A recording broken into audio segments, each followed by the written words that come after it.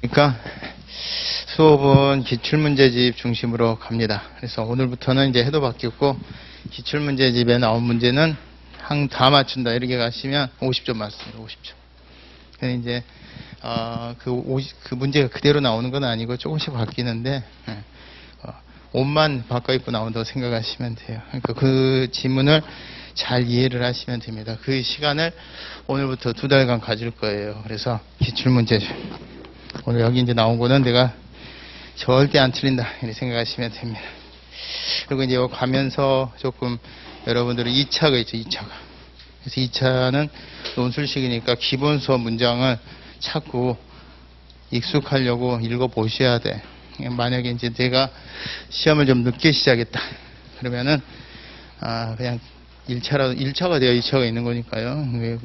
계속 이것만 돌리시고, 그 다음에 여건 되시면 이제 암기사항은 요 핵심 정리, 요약식 가지고 좀 활용하시면 돼요. 그래서 시험 전날에는, 기출문제 중, 제가 이제 매회 한 20문제 가까이 나갈 거예요. 20문제씩 프린트물로 나가거나 이제 동영상 들으시는 분들은 PDF로 파일로 보면서 문제하고 답하고 보시고 막 풀어서 맞추려고 하지 마시고 그럼 괜히 다쳐 실망하고 그러니까 이런 게 문제가 되는구나 그 유사 문제 같은 거 먼저 이제 우리가 이 2달 끝나고 난 다음에 전범위 문제 풀 건데 그 전범위 문제풀을 미리 엿본다 이렇게 생각하시고 준비를 하시면 돼요. 그러니까 지금까지 2달간은 행정법에 관한 기본 용어 행정법의 체계 이런 거 중심으로 하셨다면 오늘부터는 이제 싸움꾼이 되는 거예요. 싸움꾼. 그래서 오늘부터는 이제 문제 위주로 계속 보면서 이렇게 문제가 되는구나. 사실 이제 개인적인 생각으로는요. 오지선다기 때문에 오지선다는 5급 이상이에요. 시험이. 그 다음에 이제 5급 이상은 논술식이 또 2차가 있죠. 여러분들은 5급 이상 시험이라고 생각하시면 돼요. 근데 실제 문제 수준은 9급 시험 문제보다도 쉽습니다. 그래서 걔네들은 사지선다인데 굉장히 깊이 물어요. 근데 여러분들은 이제 문제 수준은 좀 낮게 물어봐. 그건 뭐냐? 웬만하면 1차 시험에서는 탈락 안 시키려는 출제자의 의도예요. 웬만해서는 안 걸리려고 그러는데 막 본인 스스로가 막 지뢰 밟고 막 터져버리고 자폭해버리면 안 되지. 그러니까 기본적인 거는 항상 맞추신다고 생각하고 그 다음에 이제 우리가 이게 전부 기출문제다 보니까 기출문제를 진도별로 편별해 놓은 거여서 보다 보면 요 정도 수준이구나가 보여요. 그리고 나왔던 게 또 나오네 이게 또 보입니다. 제가 이제 강조한 거는 항상 나온다 이렇게 생각하시면 됩니다. 그래서 우리는 이제 어떤 위주로 하느냐 어마어마한 양 중에 꼭 우리가 알아야 될 거 서울특별시를 기준으로 하면 주요 간선도로 거기서 길만 안 하면 70점은 맞습니다. 근데 이제 주요 간선도를 몰라 방향 감각이 없어 그러면 과락 각오하셔야 돼. 아시겠지? 그러니까 오늘부터는 조금 정신 바짝 차리고 다 모르겠어. 하여간 다 몰라. 나는 하여간 지금까지 준비도 늦게 했고 그러면은 기출문제지 보면서 문제 풀고 보고 또 보고 또 보고 해설 보고 또 보고 그냥 여기서만 하니까 여기서는 내가 안 틀려. 이 느낌으로 가셔도 실제 지금까지 제가 여러분들 선배들 보면은 다 좋은 결과를 내십니다. 그러니까 공부량을 이만큼 잡으실 게 아니라 지금부터는 보다 작게 그리고 여기서는 내가 절대 안 틀린다. 이게 자기만의 재산이 있어야 돼요. 아시겠죠? 1차 시험은 남들 다 맞추는 거 나 맞추고 남들 틀리는 건 다 틀려준다 이렇게 생각하시고 가셔도 충분히 만족스러운 성과가 생깁니다. 새해도 됐고 그랬으니까 이제 마음가짐들은 다들 잘하시리라고 보고요. 자 들어가 볼게요. 기출문제입니다. 기출문제. 이제 개념에 들어가서 보면 행정의 개념이 행정 입법, 사법이긴 입법, 사법으로 분화가 됐다고 그랬죠? 그럼 여러분들이 우리가 이렇게 쓰잖아. 행정입법에는 법규명령과 행정규칙이 있다. 자, 이랬을 때 이건 뭐냐? 이게 실질이에요, 실질. 일반적이고 추상적인 규범을 정립하는 거란 얘기지. 이건 일반적이고 추상적인 규범을 정립하는 거야. 일반적이라는 얘기는 누구나, 추상적이는 항상. 그때마다 이런 뜻이지. 그러니까 신호위반하면 딱지 뗀다 그러면 뭐예요? 신호위반하는 놈은 누구나 딱지 신호위반 할 때마다 이런 얘기지. 근데 지금 당장 여기 봉천 사거리에서 저녁 7시에 신호위반한 고용동의한테 과태료 부과처분이 범칙금 부과처분이 날라가고 이게 행정이잖아요. 이건 뭐예요? 개별적이고 구체적인 거지. 그죠? 그럼 우리가 행정입법에는 법규명령과 행정규칙이 있다고 그러는데 입법은 뭐예요? 원래 국회에서 하는 거죠. 국회에서 하는 입법인데 국회에서 너무 이제 전문성이 떨어지니까 행정부에게 명령 같은 걸로 위임형태로 양보해서 온 게 있고, 그 다음에 그럼에도 불구하고 행정부 권한이 너무 세니까 행정부를 수직적으로 권력 분립을 해서 지방자치제도를 통해서 조례규칙을 두더라. 그래서 우리가 법규명령, 그 다음에 하위에 자치입법이라고 하는 조례규칙을 앞에서 토탈해서 행정입법이라고 할 때 행정입법이 앞에 행정은 뭐고? 행정부에서 만드는 이런 뜻이니까 형식적인. 그죠? 여기는 실질은 규범을 정립하는 거더라 이렇게 얘기하죠. 그리고 지금 3페이지에 나와 있는 이게 실질적인 의미에서 행정입법, 사법이고 구별하는 게 이제 우리 마인드는 알죠. 그죠? 그러면은 그 도표에서 하단의 도표 형식적인 의미의 입법, 행정, 사법은 입법에다 뭐라고 쓰시면 된다 그랬지? 국회의사당 이렇게 쓰시면 돼. 국회의사당에서 하는 거 이렇게 생각하시면. 행정은 너무 많아 행정기관. 집행기관이다 보니까. 대통령을 정점으로 해서. 그 다음에 사법부는 법원이죠, 법원. 그죠? 법원은 근데 국회의사당처럼 꼴랑 하나 있는 게 아니라 여러 개가 있어. 그래서 법원 조직법, 정부 조직법, 국회 조직법이라고 안 해요. 국회는 하나밖에 없으니까. 그지? 국회는 본사가 분점이 없어. 그래서 사실 그 공무원들 중에서는 국회직 지원하는 친구들은요, 지방으로 배치받을 일은 없어. 국회의사당 안 했으면 내내 일하지. 그러니까 이제 지방직 지원하는 친구들의 장점이 뭐냐면 조금 좀 자기 업무량은 조금 로우 레벨일 수가 있지. 국가적인 행정이 아니라 서울시에만, 경기도에만 국한되긴 하지만 저기 예를 들어서 해남으로 발령날 일은 없잖아요. 그런 거 있는데 국가직 중에서 국회직은 진짜 발령날 일이 없어요. 국회는 어디에만 있어? 여의도밖에 없어요. 여의도.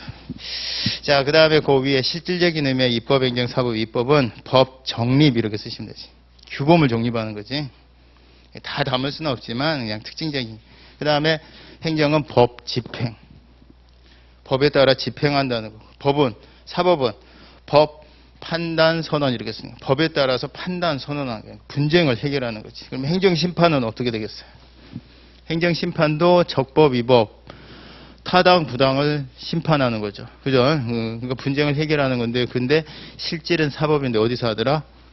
행정부에서 하더라. 형식적인 의미에서 행정인데 실질적인 의미에서 사법이더라. 그래서 이제 이런 것들이, 야, 우리가 실질에 있어서만 행정만 우리 행정법의 시험범위면 참 좋지 않겠냐. 그럼 벌써 행정입법은 우리 시험범위가 아니죠. 실질이 뭐니까? 입법이니까. 그런 거 이제 구별하기 위해서 하는 거다. 자, 그 다음에 여기서 이제 한 페이지에서 행정은 공익을 실현하는 거다. 그래서 입법이나 사법은 뭐 공익 실현 안 하네. 다 공익 실현이지. 그 다음에 2번 지문 적극적이고 미래지향적이다. 7번 지문 구체적 사안 이거죠. 3페이지에 그 도표에 있는 거. 행정의 개념적인 표시를 보면 2번에 적극적, 미래적, 지향적. 왜냐하면 이제 사법부가 소극적이고 과거 지향적이니까. 그 다음에 6번에 다양한 법 형식에 의해서 행해진다는 얘기는 아까 보셨다시피 법률, 명령, 조례, 규칙 여기에 그 기반에서 하는 거고. 7번의 행정은 구체적인 사안에 대한 구체적인 사안. 이 구체적인 사안의 반대말은 뭐예요? 추상적인 사안이죠. 추상적인 사안은 입법의 특징입니다. 그래서 이제 우리가 3페이지 같은데 하단에 가서 보면 형식적인 의미하고 실질적인 의미가 맨 위에 그 법률 제정부터 우측 하단의 법원의 재판까지 대각선으로는 형식과 실질이 일치하는 거예요. 근데 이제 형식과 실질이 다 대부분 일치하는데, 왜냐하면 이제 행정부 간판다는 데서 행정을 할 거고 국회의사당에서 입법을 할 건데 실은 좀 어긋나는 경우들이 있다는 얘기죠. 그래서 두 번째 칸 보니까 뭐라고 돼 있죠? 입법 파트에 셋째 줄에 대통령령 및 부령제정 이렇게 나오죠. 뭐다? 형식적인 의미에서는 행정이지만 실질적인 의미에서는 입법이다 이런 뜻이. 그 다음에 이제 이런 거 밑으로 내려가면 좀 어려운 건데 이런 건 이렇게까지는 안 될 것 같은데, 그 대통령이 대법원장하고 대법관을 임명합니다.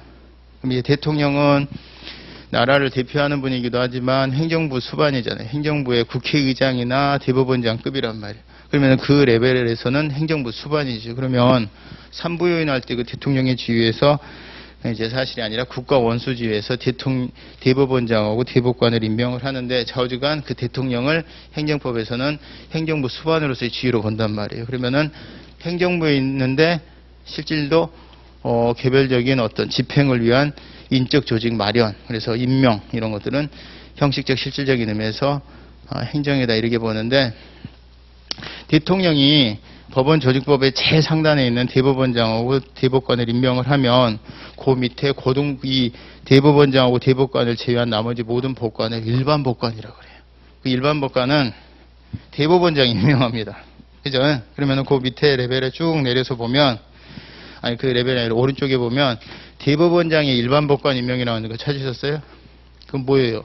실질은 행정이죠. 공무원 임명하는 거니까. 근데 어디서 이루어져요? 법원에서 이루어지죠. 대법원장이 하니까. 그러니까 그거는 형식적인 의미에서는 행정이 될 수가 있다 이런 얘기죠.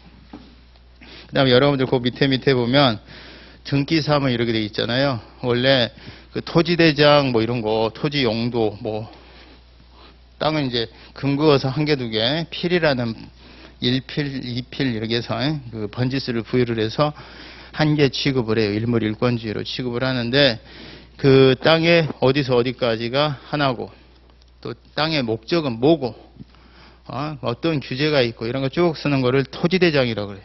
그 토지대장은 구청이나 군청이 있단 말이지. 그 토지대장 다루는 거는 군청, 구청에서 하는 거니까 형식적인 의미에서도 행정이고 실질적인 의미에서도 행정이에요. 근데 그 땅이나 부동산과 관련해서 누구 소유권이고 어디 저당권이 설정되어 있으면 어디 전세권이 얼마가 돼 있다 이런 것들이 있잖아요. 그런 것들을 등기부로 따로 관리를 해요. 토지대장하고 다르게. 그지? 근데 사실 실질은 행정이에요. 그게. 뭐 분쟁을 해결하는 것도 아니고 뭐 규범을 정립하는 것도 아닌데 어디서 하더라? 권리 의무 관계다. 그래서 법원에서 관리를 해요. 그래서 법원 조직 하에 등기소가 따로 있죠. 그러면 어떻게 돼요? 등기 사무는 실질은 토지대장이랑 똑같아. 토지 현황 같은 거를 권리 의무 관계에서만 이제 이렇게 공시하는 부분인데 어디서 하더라? 등기소에서 하죠. 등기소는 어디 소속이다? 법원 소속이다. 그러면은 형식적인 의미에서는 사법이네요. 이렇게 되는 거죠. 자, 지나가시고 이제 여기서 보시면은 뭐 토지수용위원회 재결, 이런 토지수용위원회도 뭐예요? 우리가 조금 봤으니까 땅 그 토지 수용당하는 사람, 피수용자라고 하는 토지 소유자나 이해관계인하고 땅을 뺏으려는 사람, 뭐라고 그러죠? 사업 시행자, 국토교통부 장관으로부터 사업 인정받은 사람, 사업 시행자하고의 땅 가격, 토지 그 수용 목적물에 대한 분쟁을 토지수용위원회가 건물은 몇 평이고 뭐 이렇게 딱 정해지죠. 몇 평이 아니라 몇 평방제곱미터 이렇게 정해지면 그게 결국은 실질에 있어서는 사법 같은 개념을 띠잖아요. 근데 토지수용회는 어디 있으니까? 행정부에 있으니까 아까 행정심판처럼 형식은 행정이다 이러는 거죠. 그러니까 이거는 이제 하나하나 설명하면 한도 끝도 없어. 근데 이제 시험에 잘 나오는 것만 조금 이제 감만 가지시는 거지. 그래서 보시니까 여러분들 시험에 딱 한 문제 나왔어. 3회 때. 4페이지 보니까 행정법의 대상이 되는 행정에 관한 설명을 옳지 않은 것은 무슨 말이에요? 행정법 할 때 행정이 뭐냐 지금 그런 물어보는 거잖아요. 그죠? 행정법이 행정에 관한 법이라는데 행정이 뭐냐 그런 물어보는데 1번 헌법의 구체화법인 행정법. 그러면 뭐 헌법 밑에 법률급으로서 공법으로서의 행정법. 거기서 행정은 권력 분립 원리에 따라 확립된 개념이다. 맞아요? 틀려요? 행정은 입법, 사법이랑 구별되면서 나왔다고 그랬잖아요. 그 다음에 행정의 목표로서의 공익의 개념은 명백해요. 우리가 이제 여러분들 민법 시간에도 배웠을지 모르겠는데 행정법 시간에서도 공법과 사법을 구별하는데 공익을 추구하는 게 공법이고 사익을 추구하는 게 사법이다. 이게 이익설이라는 것이. 이익설. 근데 그 이익설의 가장 큰 단점이 뭐냐? 공익과 사익의 구별이 분명하지가 않아요. 그러면은 행정법은 공익을 추구하고 민법, 사법은 사익을 추구하는 법이다. 이런데 공익과 사익의 구별이 분명하면 이익설이 정말 명쾌한 분류 방법인데 공익과 사익의 분류 방법이 명쾌하지가 않아. 그래서 이 설의 비판은 공익과 사익이 불분명하다는 점에서 순환론에 빠졌다는 비판을 받아요. 순환론이라는 게 뭐야? 문제로 답해버렸다는 얘기지. 공법은 공익을 추구하고 사법은 사익을 추구한다 이래버린 거야. 그럼 이제 공법하고 사법 어떻게 구별해요? 그때는 선생님이 공법은 공익을 추구하고 사법은 사익을 추구해. 학생이 그 다음에 깨우뚱하면서 물어봐. 선생님 근데 공익과 사익은 어떻게 구별해요? 그랬더니 막 화를 내. 그런 걸 그냥 듣는 대로 그냥 적어 막 이러고 화를 내. 뭐예요? 공익과 사익의 구별이 공법과 사법을 공익과 사익으로 대답해 버린 거잖아. 그러니까 순환론에 빠졌다 이런 비판을 받아. 그게 여러분들 여기 있을라나? 없어요? 책에는 있어. 책에. 기본서 가지고 오세요. 기본서 혹시 가지고 오신 분들 한번 찾아봐. 기본서 58페이지 보면 나와. 기본서 58페이지 보면 이제 사실은 이제 여러분들 잘 아시겠지만 3시간씩 12번 만에 그냥 강론까지 기본 수업 때 불가능해요. 그래서 이제 거기 보니까 뭐라고 나와요? 58페이지 보니까 공법과 사법의 구별에 관한 학설, 그러니까 법조문에 이건 공법 관계다 이러면 분명한 거고 없을 때 이제 학설인데 공법과 사법을 구별하자. 거기 중에 이익설을 보니까 뭐라고 돼 있어요? 공익을 실현하는 법이 공법, 사익을 실현하는 법이 사법. 그런데 그 2번이 단점이야. 공익의 개념이 불명확하고 오늘날에 있어서는 순환론에 빠져 있고, 그 다음 오늘날 경제법 이런 거 있잖아요. 복지국가 이렇게 하면 어떻게 돼요? 공익과 사익이 섞이죠. 그죠? 그러니까 이제 그럼 이건 뭐야? 그러면 뭐 하리수야? 뭐 이렇게 되는 거지. 공법, 사법 아니면 뭐 얘는 무슨 양쪽 다 성격 갖는 법이야. 경제법, 사회법, 노동법 이런 것들이. 그렇게 체크를 해두시고. 그래서 다시 기출문제집으로 돌아오면 4페이지에 1번. 공익의 개념이 분명할 수가 없죠. 틀렸고. 공익의 개념은 시간의 흐름에 따라 변하지 않는 고정적인 거다. 불가능하죠. 공익이라는 게 갈수록 이제 바뀌어요, 안 바뀌어요? 바뀌지. 옛날 공익하고 지금 공익하고 같습니까? 옛날 저희 아버님 세대는 뭐였어요? 통금이 있었지. 통행금지가 있었어요. 우리 때는 아니 뭐 그 중고등학생들 두발이라든가 교복 자유로 하면은 다 비행 청소년 되는 줄 알았어. 근데 애들 두발 자유하고 교복 자유로 하니까 밤에는 온통 비행 청소년들로 그냥 점거당할 줄 알았는데 얘들 잠자니라고 나오지도 않아. 간통죄 없어지니까 온 나라가 다 불륜 국가가 될 줄 알았지. 먹고 사니라고 돈 있어야 바람도 피지. 바람 못 펴. 옛날에는 주요 공사기관에 100m 안에서는 법원, 국회의사당, 주요 요직, 공관 100m 안에서는 집회 시위를 못했어요. 근데 우리나라 집회 시위 한번 해보니까 어때요? 애들이 수백만 명이 모였는데 폴리스 라인 다 지키고 해. 그러니까 그 경험이야, 경험. 이렇게 하면 큰일 날 줄 알았는데 해보니까 애들이 국민들이 온갖한 책에 나오는 수준 저 위야, 우리 대한민국 국민이. 그래서 다 없어졌어. 헌법 불합치 결정 받아서 지금 청와대에서도 청와대 이제 용산 집무실, 관저 100m 지금 다 없어지고 법도 고쳐지고 있어요. 그런 사이에 애들이 죽은 거야. 그러니까 저렇게 막 아르헨티나 월드컵 막 승리했다고 막 육교에서 뛰어내리고 막 이런 애들이 다친 게 아니야.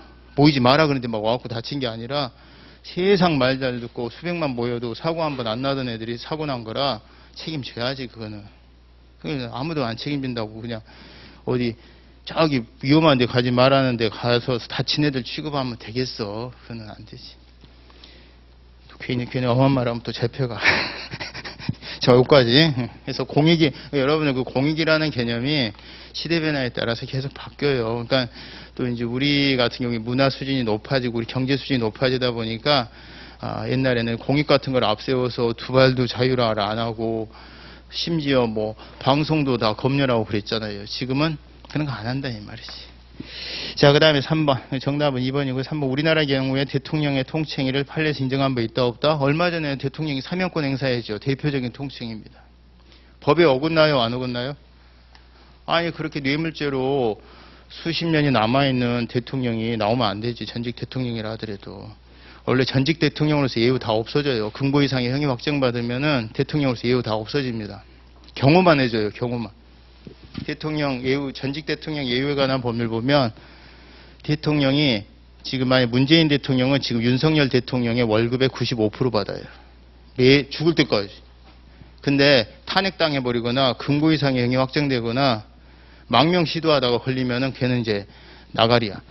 걔 하나도 안 주고 대통령으로서 경호만 해줍니다. 경호해준다는 게 무슨 얘기야? 어디 가서 두드려 맞고 다니지는 않게 해준다 이 말이야. 어디 가서 어디 가서 이제 쥐어받고 이런 것만 보호해준다는 얘기지. 우리나라 전직 대통령 중에 다 돌아가셨고 그네 누나 탄핵당했죠. 명박이형 금고 이상의 형이 확정됐죠. 그래서 우리나라 전직 대통령에게 지금 우리 세금 나가는 거는 지금 문재인 대통령 하나밖에 없어. 전직 대통령. 거기도 몰라. 좀 있으면 또 뭐 탈탈 터는 걸 와서 또 형이 확정되면 또 우리 전직 대통령은 다 죽거나 탄핵이거나 아니면 본인이 괜찮으면 자식들이 교도소 가지. 좀 뭔가 고치긴 고쳐야 되지. 자, 4번. 통칭이 지금 인정했고요. 4번 행정을 공행정, 사행정으로 구별하는 주된 시리가 좀 웃기죠. 공법상의 행정, 사법상의 행정. 자, 그거를 묶으시면 여러분들이 넘겨보면 어떻게 되느냐. 어디로 넘겨보느냐. 저기 뒤로 한번 가보십시다. 18페이지. 기출문제집 18페이지 가서 보면 그 맨 상단에 행정상의 법률 관계 그러면요. 이게 뭐야? 행정을 수행하는 과정에서 관계가 생기는 거지. 행정상의 법률 관계. 행정을 수행하는 과정에 법률 관계를 봤더니 이게 관계가 형성되는 원인적인 면에서 권력적으로 형성되는 관계가 있고 야, 너 세금 내. 뭐 이런 거로. 그러니까 권력적으로 형성되는 행정상의 법률 관계가 있고 비권력적으로 형성되는 걸 이제 관리 관계라고 그러고. 그냥 순수하게 그냥 우리 사인들 그냥 물건 사고 팔듯이 국가 창고 채우고 놓고 하는 이런 관계에서 형성되는 것들이 이렇게 후천적으로 형성되는 이거를 우리가 아까 같은 공사법의 구별 복합 복수 기준서를 해보니까 이거는 우리가 공법관계라 그러고 요거는 사법관계라 그래요. 요거는 어느 한쪽이 국가나 지방자치단체에 따 뿐이지 물건 사고 파는데 강압적이건 내용이 하나도 없고 사인 간에 사고 파는 거랑 똑같다는 얘기지. 국가 창고. 여기서 요거를 이제 하면 우리가 이제 여기를 우리가 뭐라 그래요? 공법관계 뭐하고 동의하니까 행정법관계 그래. 그러니까 행정을 수행하는 과정이 이렇게 쭉 형성됐는데 여기까지만 공법관계 이렇게 하지. 그죠? 그래서 이제 구규림 빌려주고 이런 건 어디로 간다? 국가지만 한쪽 당사자. 만약 아까 주체설 하면 뭐예요? 두 갑각을 중에 한쪽이라도 국가나 지방자치 되면 다 공법관계 이렇게 보는 경우인데 그렇게 안 보고 국가와 사인 간의 관계라 하더라도 이렇게 국고관계로 사법관계인 경우가 있더라 없더라 그렇게 구별하는 거지. 자, 그러면 아이러니하게 아까 그래서 여러분 아까 18페이지 보니까 행정작용법 관계에 권력관계, 관리관계, 협의, 국고관계 이게 제일 대명사고 행정사법은 뭐 신경 안 쓰셔도 돼요. 그리고 이제 그 위에 있는 두 개를 뭐라 그런다? 공법관계라고 그러고 그 밑에 있는 거를 사법관계 그러죠. 자, 그러면 앞으로 가서 아까 4페이지에 4번 지문 보니까 행정이 수행하는 과정에서도 공법상의 행정만 생기는 게 아니라 사법상의 행정도 생기더라 안 생기더라? 생기더라 이 말이죠. 아까 얘기했었던 국고작용의 결과로서의 국고관계 이런 것들. 그럼 이제 이런 것들을 구별하는 시리가 양자에 적용되는 실제법이 다르니까 만약 국가와 내가 계약을 체결했는데 이런 관계로 체결이 됐다. 그러면 여기서 생긴 분쟁은 민사법원의 민사소송으로 해결하고 여기에 적용되는 영역은 여기는 여기 두 개는 뭐예요? 법치전. 여기 뭐라 그랬어? 자치. 사적 자치원칙이라고 그러지? 사적인 거는 자치. 공법은 법치예요, 법치. 자, 그 다음에 1번에 5번 지문. 그래서 실체법도 다르고 민법이 적용되냐, 행정법이 적용되냐. 권리구제 방식이 민사법원에 민사소송으로 가야 되느냐, 행정법원에 행정소송으로 가야 되느냐, 그런 것들이더라. 자, 급부행정은 아무래도 사법적인 방식이 좀 많더라, 안 많더라? 기쁨 주는 거니까. 국민한테 막 힘들게 때려잡고 이런 것들은 아무래도 법에 근거 있어야 되는 경우들이 거의 99.99%다 보니까 다 권력적인 영역들이 많죠. 공법인 경우가 많죠. 근데 여러분들이 실제 1번 같은 거 지문 보면 이게 틀리겠습니까, 여러분? 근데 시간이 좀 걸릴 것 같죠. 1분 안에 풀기 좀 어려울 것 같지. 그냥 세우라 메우라고 보면 안 되지. 그러니까 이미 어느 정도 기본 포맷이 있어야 돼, 없어야 돼? 아, 여기서는 뭐가 나올 거야 하고 보고 감 잡고 봐야 돼. 지금 이렇게 이제 문제 하나 풀어봤는데요. 이거 이제 읽어보시고 나는 잘 모르겠다. 계속 읽어보라고 그랬어요. 해설 보고 지문 보고 해설 보고 지문 보고 계속 10번 읽으면 들어와요, 안 들어와요? 10번 보면 들어오는데 20번 보면 더 잘 들어와. 30번 보면 더 잘 들어와. 이거 한번 읽어보고서 이게 이해가 안 되니까 내가 다른 책을 기본서를 꼼꼼히 봐가지고 어떻게 해야지. 그러면 이제 빙빙 도는 거야. 계속 여기서 어떻게 해결을 하고 여기서 진짜 막힌 거는 기본서 가서 내가 한번 기본 이론 들어본다. 근데 도저히 여기는 이해가 잘 안 돼. 그럼 그런 기본 이론 거기 파트만 동영상으로 또 따로 듣는다든가 이런 식으로 하셔야 돼. 좀 지금 문제 한 서너 문제 풀어봤는데 나는 안지가 안 된 것 같아. 좀 기본 강의 다시 들어볼까? 그러면 내년에 이래야 돼. 올해는 안녕이야. 저는 기본적으로 그렇잖아요. 공부를 하다 보면 행정사에 관한 정보가 늦어가지고서 내가 올해 연말에 모임에 갔다가 알게 됐어. 근데 내가 공부 시작했는데 시험이 3월이래. 다른 애들은 벌써 2달 먼저 시작했대. 에이씨, 나는 워밍업이 어딨어. 내일 모레 시험에도 나는 똑같이 시험 여러분들 2달 전에 만난 분들하고 똑같이 나는 가르쳐. 왜? 우리가 제일 존경하는 그분 있잖아. 이순신 장군. 12척만 있어도 해보는 거지 뭐. 그죠? 우리가 지금 2달 전에 시작하신 분들은 뭐 100의 기준으로 한다면 지금 1월 1일부터 시작을 했다. 그러면 이제 내가 그분들이 한 500문제 풀고 들어가면 난 300문제만 풀고 들어가면 되지. 한 달 전에 시작했다. 딱 100문제. 100문제 딱 잡고 오지선다. 500개 지문에서 걸리면 넌 뒤졌어. 빠지면 무조건 틀려줘. 그러고 가서 시험에 떨어지더라도 남는 게 있어. 싸워봐야 남는 게 있지. 나는 늦게 시작해가지고 2-3달 남았으니까 워밍업 몸을 언제까지 덮이기만 해서 뭐 하려고. 그죠? 부딪혀야 경험이 생긴다니까. 내일 모레 당장에 진짜 사람이요. 한 달 전, 일주일 전만 하라 그래도 부딪힌다고. 부딪히면은 결론이 나와. 제가 이제 여러분들은 행정사 같은 경우는 연배가 어르신들이 많아갖고 나보다 시험 경험이 많으신 분들이 더 많아요. 근데 공무원 시험이나 이런 게 오잖아요. 시험 한 달 남았다. 그래도 똑같이 시험 원서 접수하고 덤비라 그래. 그리고 정 안 된다. 산술적으로 안 되는 수가 있잖아. 그럼 만약에 행정사 시험도 안 된다. 그럼 저는 조금 이번 한 달간은 내년 시험을 위한 준비 기간 그런 거 없어. 저는 딱 한 과목이라도 잡으라고. 한 과목이라도.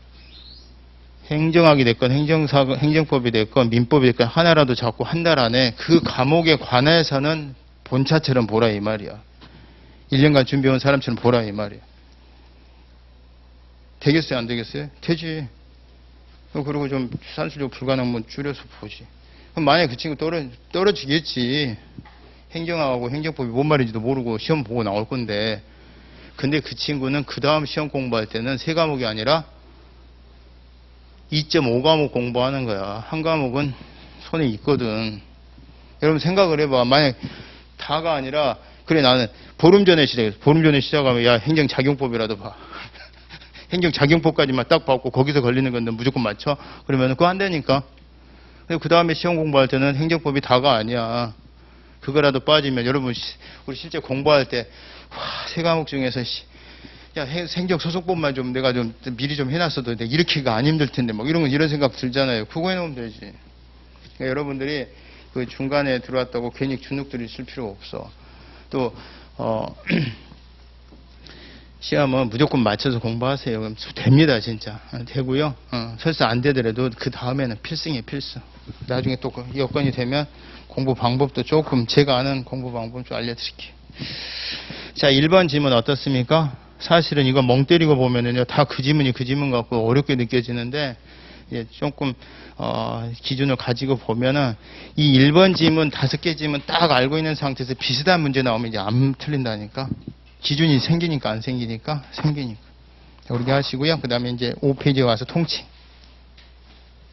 통칭이는 원래 통칭이가 부정되는 게 99.99%라 그랬죠. 그러니까 통칭이 긍정만 외우시면 돼. 그 도표 가운데 보니까 계엄 선포. 또 이제 97년에 이제 비상계엄 선포 확대로 또 다시 한번 계엄 선포가 통치라는 게 확인이 됐고 가운데 그 다음에 남북 정상회담 개최됐죠. 남북 정상회담이 개최돼서 김대중 대통령이 평양에 가는 게 국가보안법 위반이야. 근데 국가보안법 위반이라고 처벌하면 되겠어? 그거는 이제 정치적인 성향으로 열애로 시켜주는 거죠. 그 다음에 이제 특별사면. 특별사면이 뭐예요? 한 사람 한 사람 사면하는 걸 특별사면이라고 그래. 그러니까 명박이형, 건희, 그 이름이 건희가 아니라 근혜 누나. 큰일 날 뻔했다. 근혜 누나. 이게 특별사면. 뭐 예를 들어서 삼성전자, 뭐 SK 회장, 뭐 그게 특별사면이고. 2002년 1월 1일부터 2022년 1월 1일부터 2022년 10월 31일까지 사이에 일어났었던 모든 음주운전에 대한 벌금형은 다 사면이다. 이게 뭐야? 일반 사면. 일반 사면은 국회 동의 얻어야 돼요. 실제 규범과 같은 효력이 있기 때문에. 그지? 그런 걸 이제 민생 사안에 대해서 사면이 보통 많고, 정치범들은 이제 되게 사면하게 되면은 정치활동 재계약해 주는데, 복권이 따라야 돼. 복권이 따라야 돼. 복권이 안 되면은 선거법 위반이다. 그러면은 보통 5년에서 10년간 퇴출입니다. 5년에서 10년이면 거의 국회의원 선거 한 3번 출마 못한다. 그러면은 국민들은 까마득하게 잊어버려요. 지역구 국회의원 같은 경우도 내가 여기 관악구에 토호다. 근데 내가 2번 출마 못했다. 끝난 거야. 그 자리에 누가 채워지겠어? 안 채워지겠어? 채워주지 당연히. 채우고 있다가 한 8년 한 다음에 선배님 그동안 제가 자리 잡아놨어요. 따뜻하게 대표놨어요. 앉으세요. 그런 후배가 어디 있어. 비슷한 거 한번 보기는 했는데, 정치에 관심 없는 사람들 있잖아요. 그런 사람들은 하다가 아이씨 내 그렇게 나오는 경우도 있지. 자, 그 다음에 정부와 국회에서 이라크 파병 결정 자이툰 부대 사안인데요. 사실은 이게 비슷한 게 서희 제마부대 사안에 대해서는 또 자기 관련성 위반으로 했지 통칭이 여부분 판단을 안 했어요. 그래서 깊이 나오면 서희 제마부대냐 자이툰 부대냐 그런데 아무 말 없으면 다 자이툰 부대예요. 그래서 노무현 대통령 당시에 이제 자이툰에 이라크에 파병하는데 이제 국회 동의가 필요하니까 국회에 제안을 하고 대통령이 제안하고 국회가 동의한 거. 그래서 여기가 이제 통칭의 주체로 대통령만 본 게 아니라 국회도 통칭의 주체다라고 본 거예요. 군사시설 보호구역 설정 변경 해제 이건 83년이니까 두한영 때인데 아직까지 판례가 안 바뀌고 있습니다. 그래서 지금 같으면은 뭐 군사구역 설정 변경 해제는 뭐 토지거래 허가나 마찬가지로 행정계획의 일환으로서 그냥 당연히 통치가 아닐 것 같은데 여전히 지금 판례가 안 바뀌니까 지금 그대로 있어요. 자, 그러면 여기는 무조건 기억을 하셔야 돼. 계엄선포, 남북정상회담, 그 다음에 이라크 자이툰 부대 파병, 특별사면 이런 거. 근데 이제 나머지는 그러면 통칭이 아니지 그러면 되는데 왼쪽에 보니까 긴급조치가 옛날에 통칭으로 봤다가 아닌 걸로 바뀌었단 말이에요. 그 박정희 대통령 때 헌법적 효력이 있는 긴급조치. 요건 이제 긴급조치는 기억을 해 두셔야 되고, 그 다음에 그 계엄선포에 따른 집행행위 혹은 계엄선포에 따른 포고령 이렇게 나오면 뭐냐면은 자, 전국 단위의 비상계엄을 선포하냐 안 하냐가 통칭이 정치적인 판단이고, 비상계엄이 선포된 예를 들어서 부산 광역시에 집집마다 뭐 주택 그 수색이 이루어지고 있더라 뭐 이런 거 있잖아요. 의문 나는 집에 뭐 압수수색이 이루어지고, 이거는 통칭이가 아니야. 그러니까 개별적인 집행행위라는 건 뭐야? 비상계엄을 선포하냐 안 하냐. 왜 옛날에는 더 심한 경우에도 비상계엄 선포 안 했는데 너는 왜 선포하는데? 그래서 위헌인데 위법인데 이런 판단을 안 한다는 거예요. 비상계엄을 선포하고 안 하고가 이제 통칭이고, 실제 비상계엄이 선포된 지역 내에서 집집마다 뭐 가택수색이 이루어진다든가 뭐 고려대학교 뭐 휴교령이 떨어진다든가 이런 것들은 통칭이가 아니라는 거예요. 아시겠지? 이게 개별 집행행위, 포고령 이런 건 통칭이가 아니에요. 그러니까 계엄선포 말만 보고 꼽으면 안 돼. 그러니까 이 부분 잘 이해를 하셔야 돼. 그 다음에 이제 두한영이 비상계엄 선포했잖아요. 5월달에 그 1980년 5월에 비상계엄 선포하고 이제 광주 사태 학살하고 국정 혼란에 이제 이렇게 막 나라가 시끄러우면 누군가가 영웅이 나타나서 이 어지러움을 좀 잠재워줘야 되는데 이런 국민의 그런 여론을 만들어서 딱 나타나는 그게 이제 나폴레옹이 옛날에 써먹었던 방식이랬는데 그걸 그대로 써먹었잖아요. 그죠? 근데 이제 그때 비상계엄 선포 결과에 따라서 많은 민중들이 학살되고 그래서 나중에 전두환 대통령 끝난 다음에 노태우 대통령이 5년간 해먹고 그 다음에 이제 김영삼 대통령이 이제 우리는 간편해갖고 해놨는데 김영삼 대통령이 되자마자 쌩 깠지. 그리고 걔네들 처벌에 관한 법률이 만들어지잖아요. 그래서 5.18 관련자 처벌에 관한 법률이 그때 그 시절 14년 전에 비상계엄과 관련해서 관련자들 처벌에 관한 법률이었던 거예요. 그래서 두한영이 뭐라고 그랬겠어? 나는 구국적인 결단에 따른 비상계엄 선포였다 이런 거지. 근데 다른 비상계엄 선포 옛날에 박정희 대통령이 했던 거는 나 통칭으로 봤는데, 야, 너는 이거 관련된 게 비상계엄 관련된 애들 처벌하라는 법률에 따른 거고, 이 법에서 니네들을 포함하고 있어. 이래서 통칭이 아니야. 그러고 판단을 한 거죠. 그리고 이 법의 이제 또 한 가지 특색은 뭐예요? 소급이에요, 아니? 진정소급이었어요. 진정소급인데 공익성을 들어서 친일재산 환수와 더불어서, 더 공익이 더 크다고 봐서 신뢰보원칙이 위배되지. 신뢰보원칙이 아니라 예외라고 본 거예요, 그냥. 그래서 두 가지 측면이에요. 그러니까 비상계엄 선포 확대 아무 말 없이 나오면은 박정희 때 비상계엄 선포구나 그러고 그냥 오케이 이러면 되고 통칭이구나 그러면 되고, 뒤에 두한영이 발령했었던 1980년의 비상계엄 선포 확대는 그 처벌하는 5.18 관련자 처벌에 관한 법률에 그게 1980년 5월에 선포했었던 비상계엄은 진짜 나라의 비상조치, 헌법 수호조치가 아니라 국가의 헌법적 기관을 문란하게 하고 지 정권을 찬탈하게 한 하나의 수단으로 발령된 거다. 이런 뜻으로 봐서 너는 범죄행위에 해당해. 이렇게 봤단 말이에요. 그래서 뒤에 보면 비상계엄 선포 확대 이후에 국헌 문란 목적을 달성하기 위해서 행해진 경우 그 자체가 범죄행위에 해당하는지 여부가 그때 이제 걔네들 처벌에 관한 법률에 해당하는지 여부는 통칭이로 안 봤어요. 그러니까 비상계엄 선포 확대 여러 개만 나오면은 통칭이, 범죄행위에 해당하는지 여부 이거 나오면 아니고 이렇게 두한영이구나 이렇게 생각하셔야 돼요. 그것만 보고 어떻게 알아? 약속이라 그랬어. 그 다음에 남북 정상회담 개최 과정에서 박지원 전 청와대 비서실장이 북측에 돈을 대가로 4억 원 대가 명목으로 돈을 전해주잖아요. 근데 그거는 통칭이가 아니라 그랬어. 그러니까 이제 남북 정상회담 개최 이렇게 나오면은 통칭. 남북 정상회담 개최 과정에서 대북 송금액이 이렇게 나오면은 그거는 개최 과정에 대북 송금액이 그럼 통칭이 아니고 구별을 하셔야 돼요. 그 다음에 수도가 이전하는 부분에 대해서는 여러분 잘 아시다시피 수도가 이전하는 거는 안 된다 그래서 위원으로 결정이 났어요. 위원으로 결정이 났다는 얘기는 통칭이가 아니라는 의미에서 헌재가 판단을 했다는 뜻이죠. 근데 그 과정에서 신행정 수도가 옮겨갈 정도의 사안이면 대통령이 국민들한테 또 뜻을 물어봐야 되는 거 아니냐. 국민투표에 붙여야 되는 거 아니냐. 이게 절차상의 하자가 있는 거 아니냐. 이것도 문제가 된 적이 있었거든요. 근데 그 부분에 대해서는 대통령이 국민투표에 붙일 시 여부에 대한 의사결정은 통칭이긴 하지만 케이스 바이 케이스로 그게 어떤 국민의 기본권과 밀접한 관련성 있는 사안 같으면 통칭이성으로 보고 그렇지 않으면 아닌 걸로 보는 세모형으로 보는 게 이거 오른쪽이에요. 그래서 여기의 키워드는 긴급 재정경제명령이고 국민투표에 붙일지 여부에 관한 대통령의 의사결정이에요. 긴급 재정경제명령도 국가 긴급권이에요. 비상계엄 선포처럼. 근데 요거는 만약에 이게 금융실명제와 같이 국민의 기본권 침해와 직접 관련성이 없는 예를 들어서 금융감독원하고 공정거래를 통폐합하는 정부 조직에 관한 긴급 재정경제명령이었다 그러면은 아마 통칭이로 바꿔버렸을 거야. 근데 통칭이고 국민의 기본권과 관련성이 없으니까 사법심사가 가능하다 이렇게 갔을 건데 이게 금융실명제에 관한 거였단 말이야. 금융실명제는 국민의 기본권과 밀접한 관련성이 있더라 없더라? 있더라. 그래서 이렇게 되는 거예요. 긴급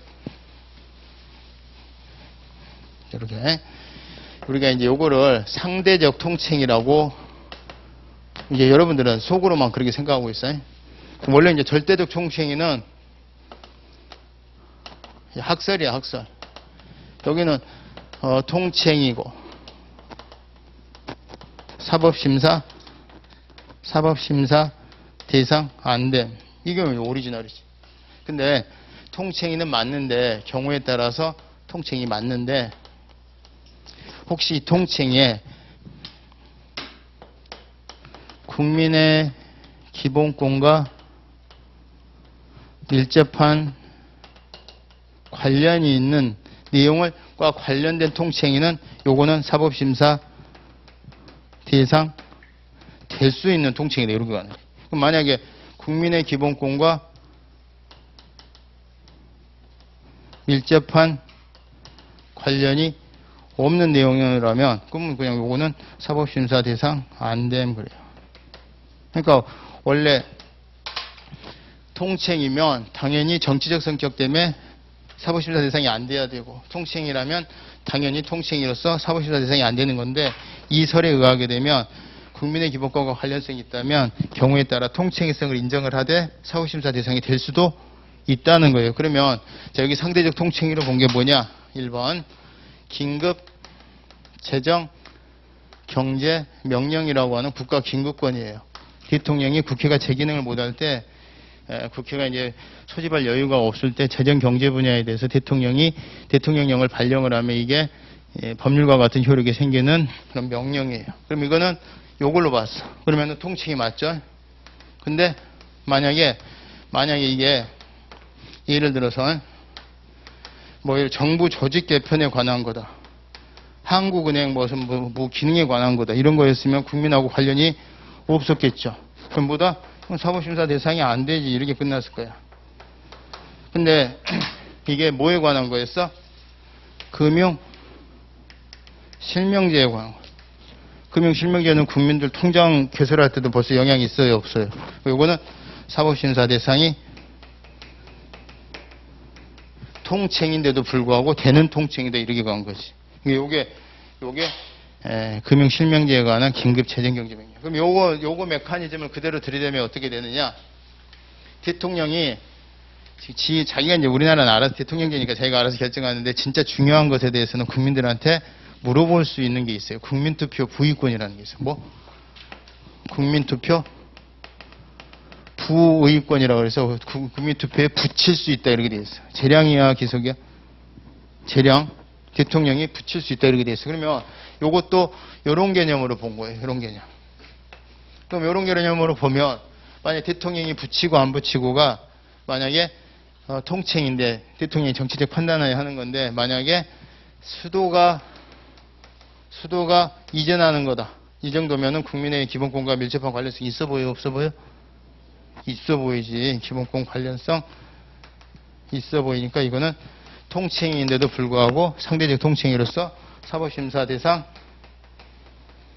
가능할 수 있는 통칭이 되고 만약에 국민투표 붙이는 것에 대해서 국민하고 전혀 관계가 없이 뭐 예를 들어서 해병대하고 뭐 해군하고 통폐합 하려고 하는데 국민 여러분 어떻게 생각하십니까? 그런 것들은 우리하고 상관없잖아. 아 내가 해군이 그건 특별 권력 관계지. 국민이 아니라 넘어가는 그러니까 이런 것들은 아니지. 그래서 여러분들이 신행정 수도와 관련된 국민투표 보이고 금융실명제와 관련된 긴급재정 명령에 대해서는 통칭이긴 하지만 국민의 기본권과 밀접한 관련성이 있을 때는 심사할 수 있는 통칭이다 이렇게 한 거고 개성공단 전면 중단 조치도 이런 표현을 썼어요. 국민의 기본권과 관련성 있는 조치이기 때문에 대북 조치여서 통칭 이성을 인정을 했어요. 얘네들은 다 심사했어 안 했어? 세 개 다 심사했어. 금융실명제여서 수도 옮기는 거여서 개성공단 문 닫는 거였어. 위헌이라고 본 건 하나도 없어요. 그 다음에 이제 신행정 수도 건설이나 이전 문제 그 자체라든가 그 뒤에 뭐 국민투표 이런 말이 안 나오면 대통령 의사결정 이게 안 나오면 그거는 아예 통칭이 아니에요. 그래서 저기 충남 공주연기군에 이제 세종특별시 세우는 거는 헌재가 위헌이라고 그랬어. 위헌이라고 그러니까 수도가 옮겨서는 안 된다 그랬지. 그리고 이제 이미 도시는 건설 중이었죠. 그럼 어떻게 해야 돼? 그래서 수도가 뭔데요? 그랬더니 헌재가 이래. 국민이 뽑은 일꾼들, 대통령의 소재지와 국회 소재지가 있는 것을 수도라고 그랬어. 그래서 수도가 옮겨가는 거는 위헌이라고 그랬고 이미 도시는 건설 중이고 그래서 그냥 어디만 남고 빼고 국회와 의사당하고 청와대만 빼고 나머지 다 옮겨갔어요. 그게 신행정 수도 건설 및 이전에 관한 법률의 위헌 결정으로 인한 후속 조치로 신행정 수도라고 그랬어요. 그걸 신행정 수도가 아니 신행정 수도가 행정 중심 복합 도시. 신행정 수도가 아니라 보다 행정 중심 복합 도시. 그래서 우리 속칭 막 뉴스에서는 행복 도시라 그랬죠. 행정 중심 복합 도시. 그러니까 행정 중심이라는 얘기는 수도가 옮겨가는 걸 위헌이라니까 수도는 못 옮겨가고 뭐만 옮겨갔다? 행정의 중심 기능만 옮겨갔다. 자, 그러면 이제 머릿속으로 한번 정리를 해봐요. 통칭인 것들. 그러면 비상계엄. 그 다음에 뭐 남북 정상회담. 한번 생각해봐. 기억나면 좋고 안 나면 말고 하나라도 나면은 그거는 이제 죽을 때까지 안 잊어버려. 그 다음에 이제 뭐 특별사면. 그 다음에 이제 뭐 군사 저런 것도 있지만 이라크 자이투 무대 파병. 그 다음에 이제 군사 계획시설, 시설보호구역 설정 변경 해제. 그 다음에 이제 우리가 시험에 잘 내는 건 뭐다? 남북 정상회담 개최는 통칭했는데 대북 성구명예는 아니라 그랬죠. 비상계엄 선포하게 되는 통칭인데 그것이 범죄 행위에 해당하는지 여부. 국헌 문란의 목적으로 발령이 됐다는 얘기는 국가의 헌법적 기관을 분란하게 할 목적으로, 그러니까 정권 찬탈의 목적으로 발령이 된 그 1980년의 그 비상계엄은 아니라고 본 거지. 그 다음에 이제 비상계엄 선포 확대 같은 이런 긴급조치 같은 이런 기능들은 사실 원래 국가의 긴급조치로서 비상조치로서 어떤 통칭이성을 인정을 하는 건데, 긴급조치라고 옛날에 박정희 대통령도 했었던 게 통칭이성이 부정이 됐죠.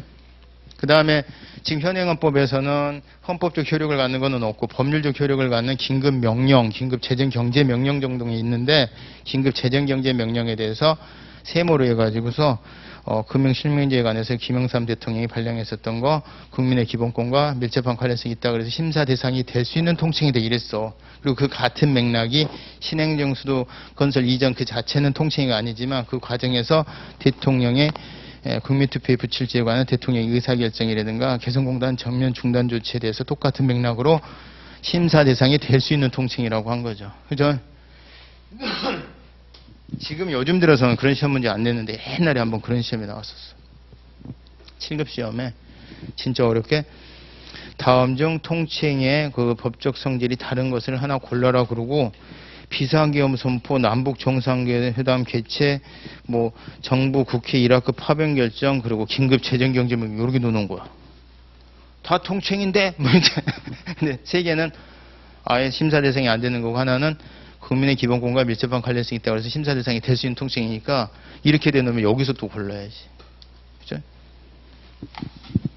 자, 그 밑에 통칭에 해당하지 않는 것은 대통령의 서운 취소는 한번 대법원에서 통칭이냐 아니냐가 다투어졌는데 대통령이 하는 거니까. 근데 요거는 통칭이가 아니라 그랬어요.